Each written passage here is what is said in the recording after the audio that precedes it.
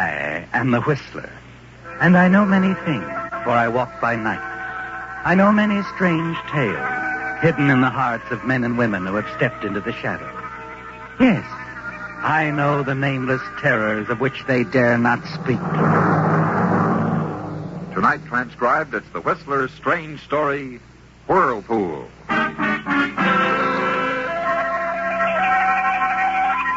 He wasn't sure when it began. It was too much like walking in the middle of a nightmare, and then remaining in it, living in it. The shipwreck, the confusion, was all there again, coming back to him, but slowly, hazily. And there was a strange buzzing in his ears, pressure, and the sound of the sea, a whirlpool of confusion. And then gradually, out of the whirlpool, voices, dimly and faintly at first, but voices, growing, coming closer and closer. He coming around? Yes, he'll be all right, Captain. It's the shock, his exhaustion.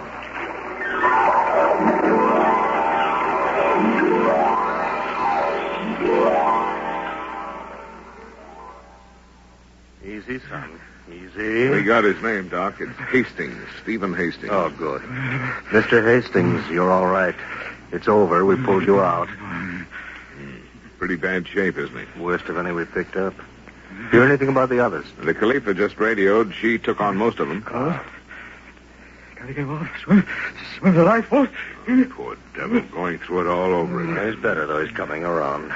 Hastings. Mr. Hastings. Couldn't be any mistake about his identity, Captain. No, that's who he is. Oh, never mind now. Come on, boy, drink this. That's... Did they get his clothes? Identification? Well, he's Hastings, Doctor. There's no doubt about it. The girl, she's his wife. Oh. Could you get her to come in here, Captain? Why?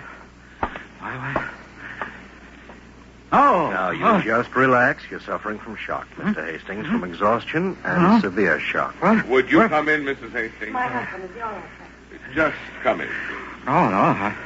I haven't any. Darling. Darling, I'm so afraid for you. I felt so terrible about it. Cruise being my idea.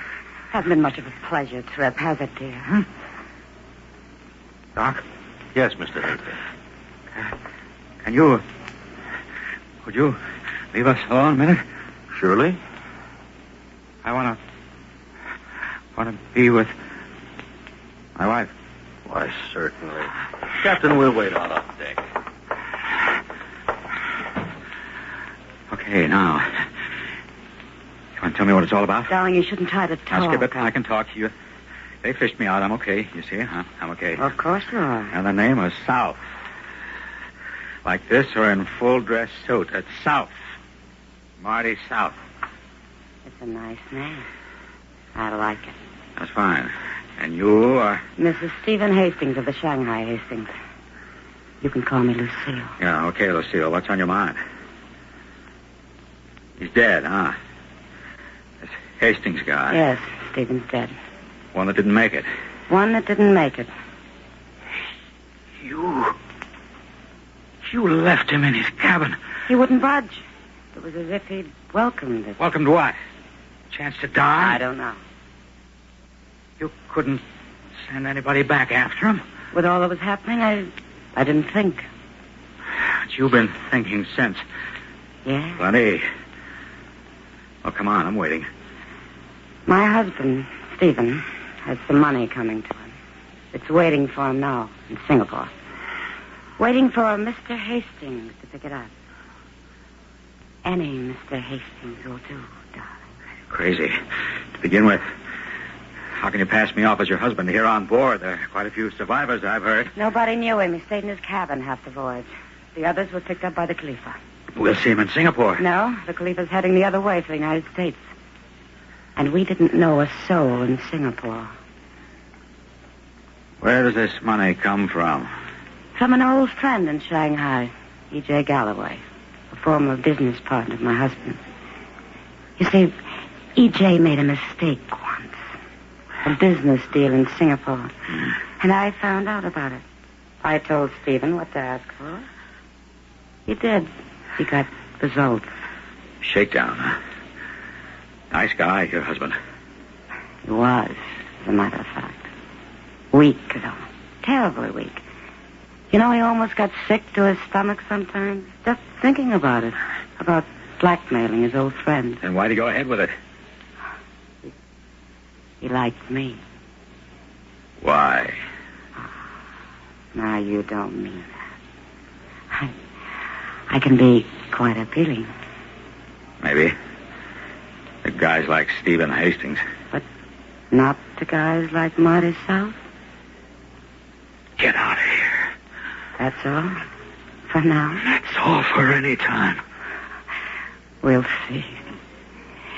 If you get lonesome for me, darling, Stephen, just tell the doctor. That's all, Marty. And then she's gone, leaving you to rest and think some more.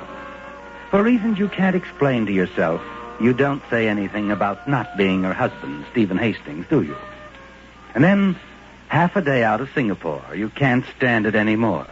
You call the doctor. Send for her. Here, you're sitting up. How wonderful. But you want to know what I've decided? I know. Yeah? You like money, Marty. And you know, I think you like me a little. Look, I know what I'm going into. It includes you only because you're a necessary part of the deal. I'm very necessary, darling. So is having a husband, Stephen. Okay, I'll keep him alive for a while. I knew you would. But get this straight, baby. Your husband made a big mistake when he fell in love with you. I'm not going to make that mistake. Darling, I think we'll get along fine together. Just fine.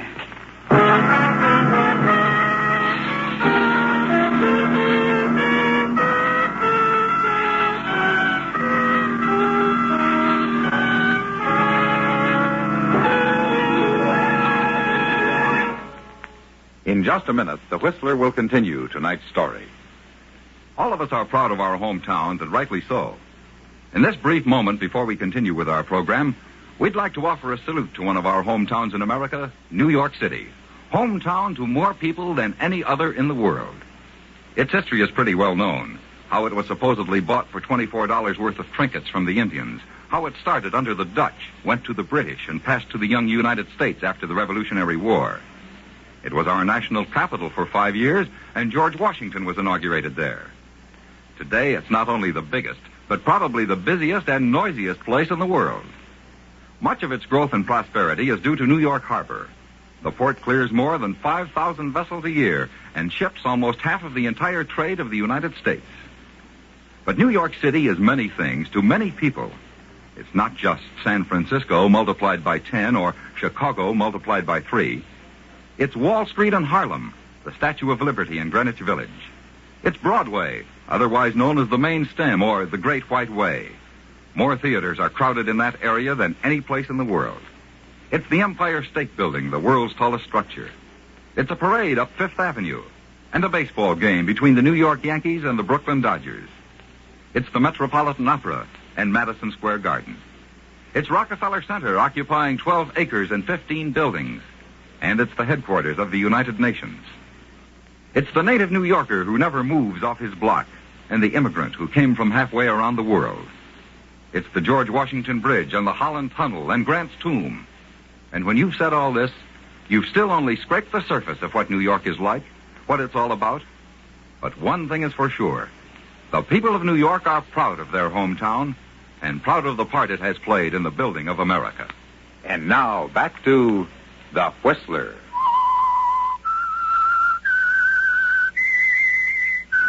You made a decision, didn't you, Marty? About Lucille and the money waiting for Stephen Hastings in Singapore. Perhaps it was the suddenness with which Lucille Hastings thrust opportunity into your hands by asking you to pose as her dead husband. But there's another thing you've decided on. You're not going to fall in love with Lucille, because that doesn't fit in with your plans at all.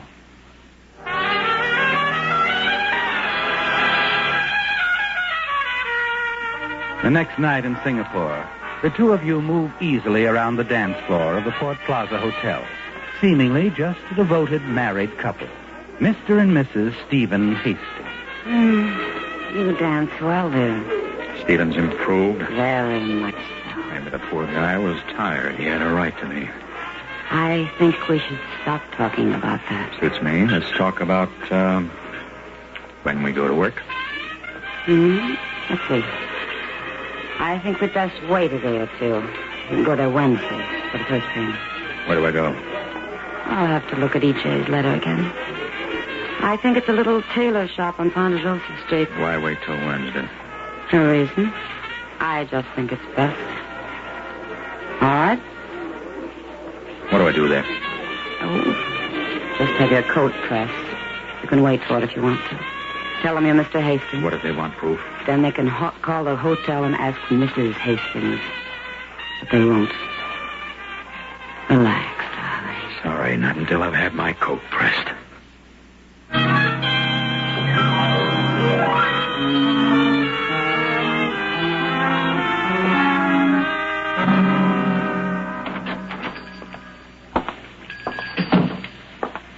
Good morning, sir. I want to get this coat pressed. I'll wait. Name's Hastings. Oh, yes. And you're staying... Port Plaza. Why? Oh, nothing, Mr. Hastings. Just curious. If you're going to call or anything, my wife isn't there. She stepped out. No, Mr. Hastings. The coat, please.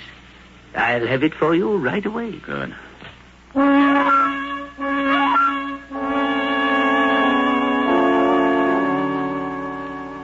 You watch the proprietor of the little tailor shop as he takes your coat and moves off toward the back of the establishment.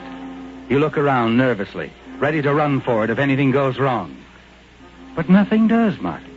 He's back in a matter of minutes, handing the newly pressed coat across the counter. You pay him and slip it on. Feel the bulge of a heavy envelope in the inside pocket.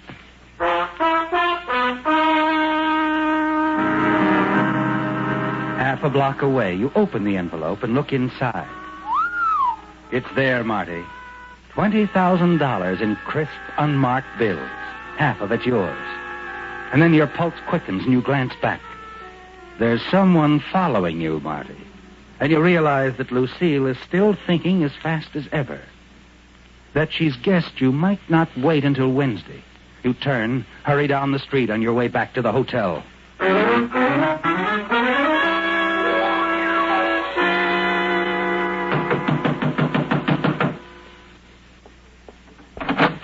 Darling, you don't have to knock. My own husband. What will the neighbors think? Never mind. Inside.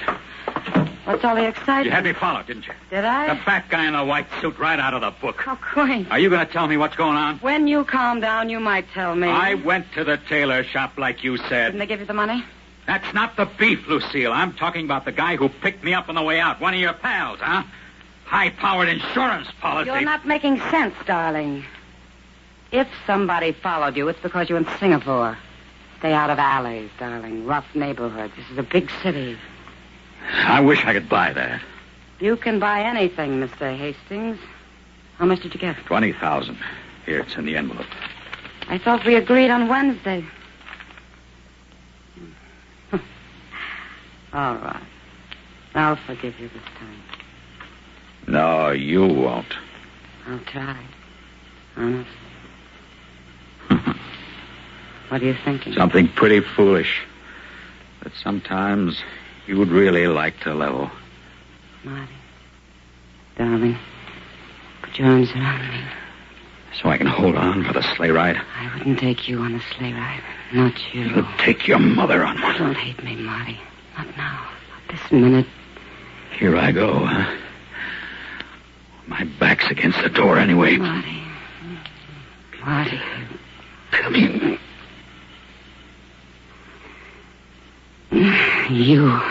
Too bad it's not for keeps, Lucille. Let's not talk about for keeps. Let's think about now. Right now. Yeah, all right now. Only admit it. Tomorrow it could be a knife in my back. All right, if that's what you want me to say. Right now. Kiss me, Marty. Kiss me.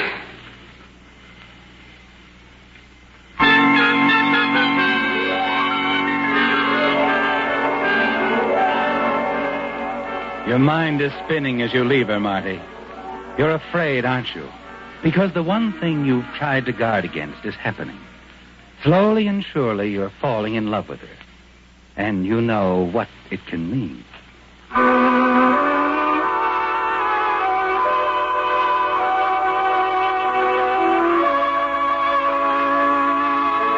And then one night, as you walk alone through the streets of Singapore, you catch sight of him again, the man she's had following you. You hurry forward, turn into an alley and stop. And wait.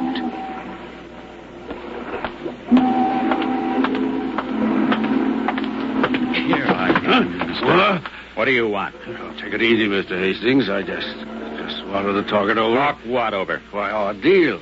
I thought maybe you'd change your mind the way you've been acting, avoiding me. Of course, this is sort of a crazy setup. Oh? I thought you were going to meet me when you got in last week. Introduce yourself, set it all up. After all, I've been getting things secondhand. I think you better keep talking, Mr. Gray's good enough, Mr. Gray? It might be. Oh, I don't blame you for being careful, Mr. Hastings. Screwy deal like this. But how's this sound to you? You take your wife to the Red Angel Cafe tomorrow night. Just casual like, see? You have dinner with her, the last one, then stroll out on the terrace. Terrace? Yeah. Nobody out there much. Just give me a chance to get lined up and then light her cigarette. The match will give me a target. An easy one.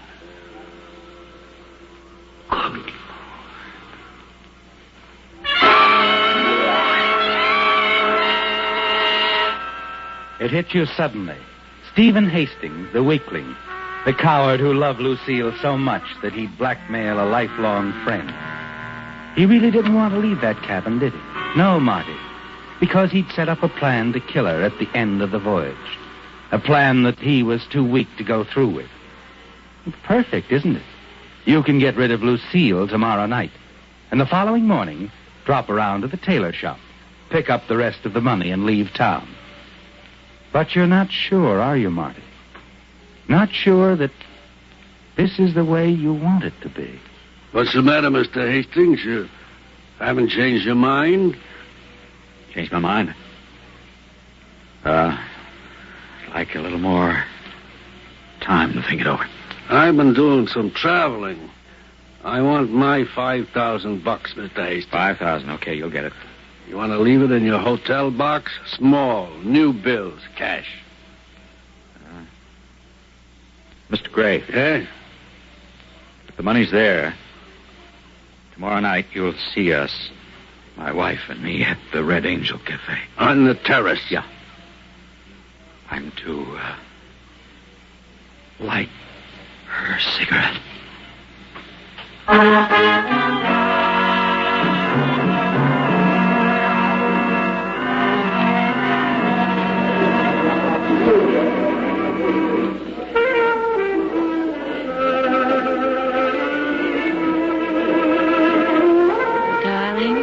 How'd you know about this place?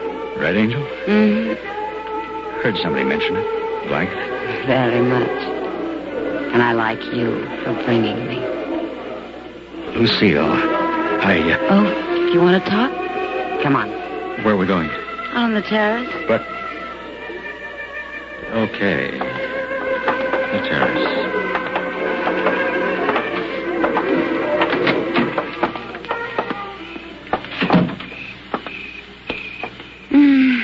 You can see the lights from the harbor. Beautiful. Yeah. Marty, you were going to tell me something inside. Yeah, I was. I think I know what it is.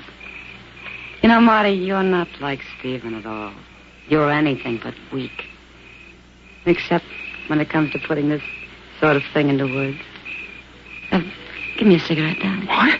I said, give me a cigarette. Anything wrong with that? No. There's nothing wrong.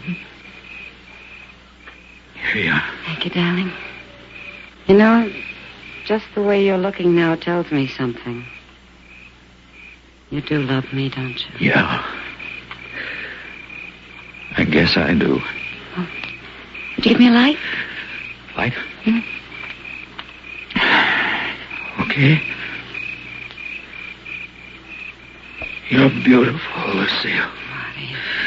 Something I'll never forget.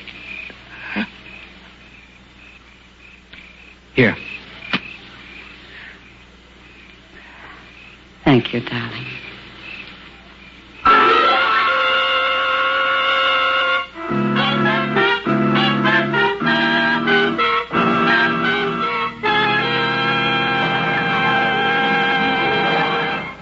Now, a question.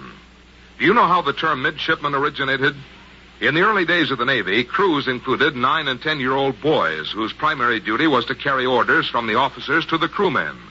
But since the crew was quartered in the forecastle and the officers aft, the youngsters were forced to cross a midship several times a day. Thus the term midshipman. Today, midshipman is the name given to the officer candidates attending the Naval Academy at Annapolis. This is but one of many interesting facts which can be found in the history of your United States Navy.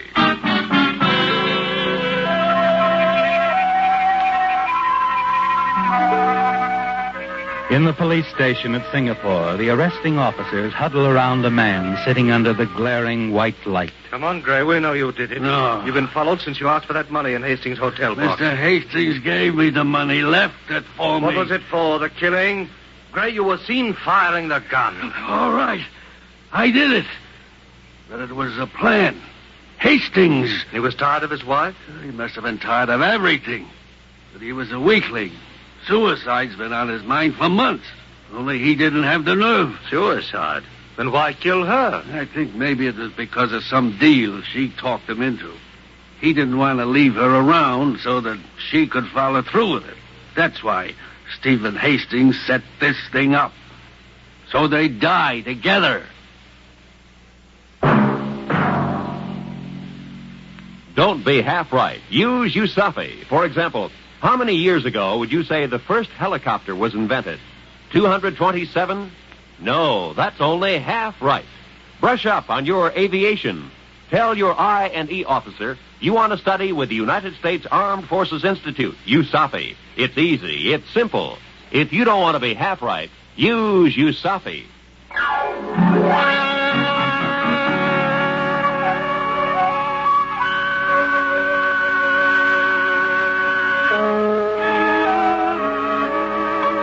Featured in tonight's transcribed story were Bill Forman as the Whistler, Whitfield Connor, Georgia Ellis, Marvin Miller, Lawrence Dobkin, and Herb Butterfield. The Whistler, directed by Gordon T. Hughes with music by Wilbur Hatch, is written and produced by Joel Malone and transmitted overseas by the Armed Forces Radio Service. The Whistler was entirely fictional, and all characters portrayed on The Whistler are also fictional. Any similarities of names or resemblances to persons living or dead is purely coincidental. This is George Walsh speaking, and reminding you to listen again next week for another strange tale by The Whistler.